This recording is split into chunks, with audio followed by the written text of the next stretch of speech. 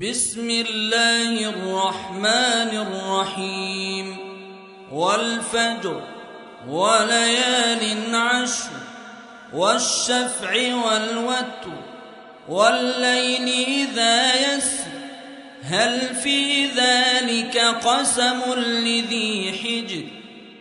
ألم تر كيف فعل ربك بعاد إرم ذات العماد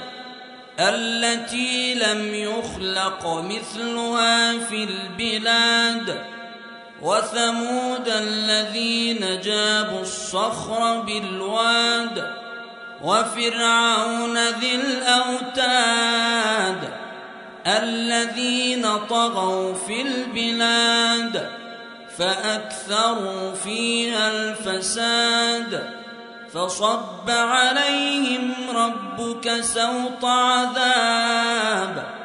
إن ربك لبالمرصاد فأما الإنسان إذا ما ابتلاه ربه فأكرمه ونعمه فيقول ربي أكرمن وأما إذا ما ابتلاه فقدر عليه رزقه فيقول ربي أهانن كلا بل لا تكرمون اليتيم ولا تحاضون على طعام المسكين وتأكلون التراث أكلا لما وتحبون المال حبا جما كلا إذا دكت الأرض دكا دكا وجاء ربك والملك صفا صفا